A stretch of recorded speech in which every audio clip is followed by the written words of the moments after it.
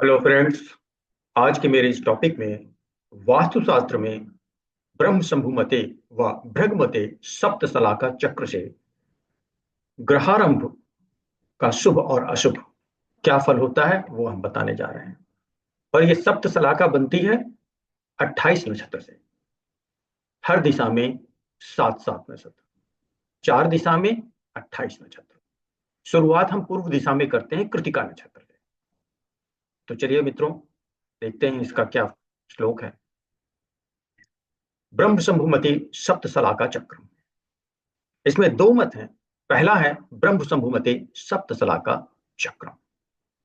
ग्रहाय लब्ध ऋषेषु यत्र ऋषे च चंद्रमा सलाका सप्तक देयम कृतिका दिक्रमेण च। तो यहाँ ग्रह के लिए, ग्रह लाभ के लिए ऋषेषु यत्र ऋषे च चंद्रमा, तो हम ग्रह के जो पिंडानयन है, भूमि पूजन है या ग्रह पूजा के टाइम में चंद्रमा जिस नक्षत्र में था उस नक्षत्र से शुरुआत करते हैं। पर जब सप्त सलाका बनाते हैं तो हमेशा पूर्व दिशा में कृतिका से शुरुआत करें। वाम दक्षिणे भागे तो प्रशंसत शांति कारमाम अग्रे पृष्ठे न दातम यदि क्षेत्र आत्मा। अर्थात बाएं और दक्षिण, बाएं दाएं हो, अर्थात घर के नक्षत्र से ग्रहपति के नक्षत्र बाएं दाएं हो तो प्रशस्तम शांति कारकम, उससे शुभ फल मिलेगा। लेकिन यदि आगे पीछे अर्थात विपरीत दिशाओं में हो तो वो शुभ नहीं होगा। तो ब्रह्म समूह का मत हिंदी में देख लीजिए। ग्रह पिंड भूमि पूजन या गृह प्रवेश द्वारा प्राप्त नक्षत्र।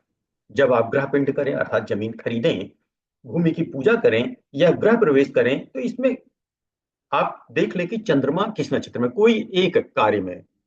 सबसे अच्छा तो होगा कि आप ग्रह पिंड के टाइम में देख लें कि चंद्रमा किस नक्षत्र में है, उसको नोट कर ले। वही आपके घर की शुरुआत है और आपके घर का नक्षत्र। और चंद्र नक्षत्र ग्रह स्वामी का भी पता होना चाहिए। सभी को पता होता है अपना नक्षत्र किस नक्षत्र में जन्म लिया। ये दोनों यदि बाएं या दाएं हो तो शुभ होता है। ये दोनों एक दूसरे के प्रति बाएं दाएं हो तो शुभ होता है, और आगे पीछे अर्थात विपरीत हो तो अशुभ होता है। अतः अपना कल्याण चाहने वाले व्यक्ति को इसका विचार अवश्य कर लेना चाहिए। और ये सप्त सलाका क्या होती है आप ये देख सकते हैं। सात सलाकाएं होती हैं एक दूसरे से 90 डिग्री। तो ये चार दिशाओं में सात चौक 28 सिरे नजर आएंगे। शुरुआत हम कृतिका नक्षत्र से करते हैं। कृतिका, रोहिणी, मृगशिरा, आर्द्रा, पुनर्वसु, पुष्य, और इस तरह से भरते चले जाते हैं। अभी हम इसका और भी डिटेल बताएंगे अगले श्लोक में, जो कि है भृगुमते सप्त सलाका चक्रम। तो भृगु ने जो दिया था सप्त सलाका चक्रम का, उसमें और भी ज्यादा डिटेल है। चक्रे सप्त सलाकाख्ये कृतिका दीन विंशते कृच्छम चंद्रस्य वास्त्रोश्च पूरा पृष्ठे चानो शुभम। तो इन्होंने बताया कि कैसे हम सप्तसलाका बनाते हैं। चक्रे सप्तसलाकाख्ये, कृतिका दीन है, कृतिका से शुरुआत करते हैं।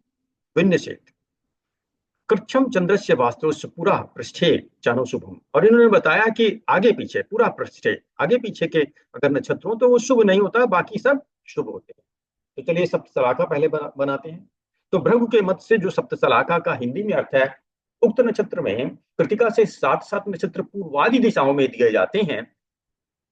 मतलब पूर्व में कृतिका से शुरू करते हैं और भरते चले जाते हैं। इसका विचार इस प्रकार है।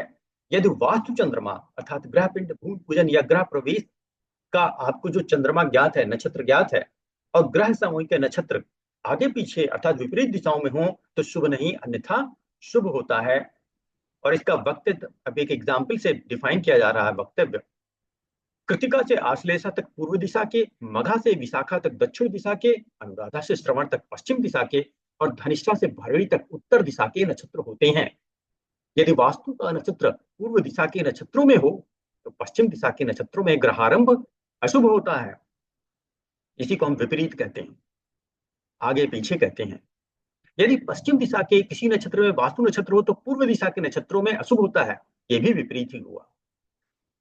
इसके विपरीत पूर्व का हो तो उत्तर में, और पश्चिम का हो तो दक्षिण में शुभ होता है, अर्थात तिर्यक दाहिने बाएं वाले स्थिति में शुभ होता है।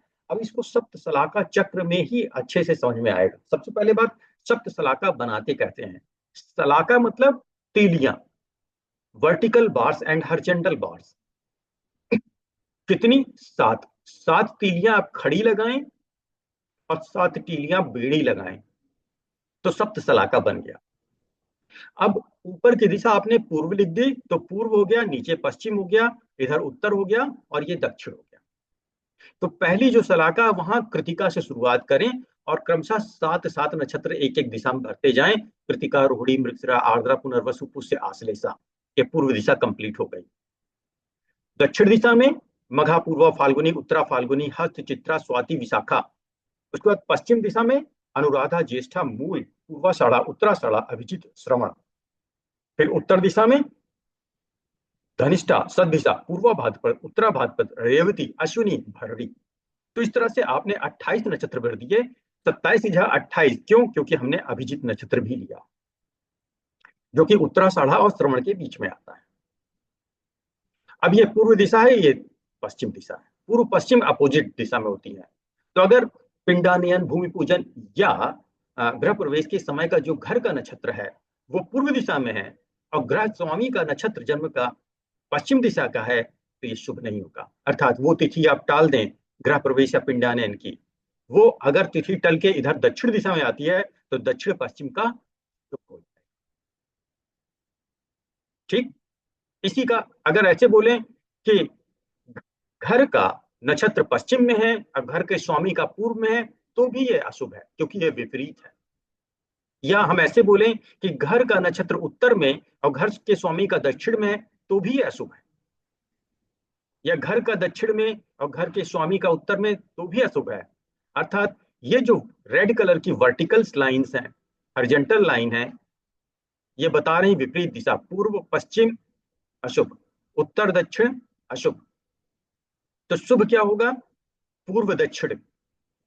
चाहे इधर घर लें चाहे इधर घर का स्वामी लें, कोई फर्क नहीं पड़ता। उसी तरह से दक्षिण पश्चिम भी शुभ होगा, पश्चिम उत्तर भी शुभ होगा, उत्तर पूर्व भी शुभ होगा। तो ये हमने बता दिया है।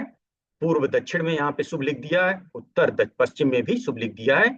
इसी को हम सप्त सलाका चक्र कहते हैं और इसकी सहायता से हम देखते हैं, टाइम डिसाइड करते हैं कि कब हमें पिंडायन करना चाहिए या गृह प्रवेश करना चाहिए या भूमि पूजन करना चाहिए। क्योंकि हर व्यक्ति को अपना नक्षत्र मालूम है अपने जन्म का, और उस नक्षत्र को देख ले कि वो नक्षत्र किधर आ रहा है। अगर किसी व्यक्ति का आर्द्रा नक्षत्र है तो पूर्व दिशा में हुआ, तो उसके लिए शुभ तिथियां कब आएंगी?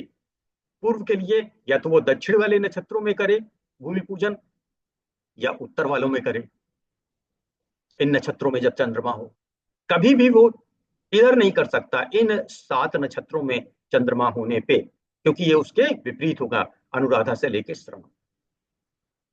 तो मित्रों, ये टॉपिक मेरा था कि कब आप गृह प्रवेश करें, कब भूमि पूजन करें या पिंडानयन करें। क्योंकि आपका नक्षत्र तो फिक्स हो गया जन्म के ही होते, पर अपने घर के कार्यक्रम को आप आगे या पीछे कर सकते हैं, टाल सकते हैं।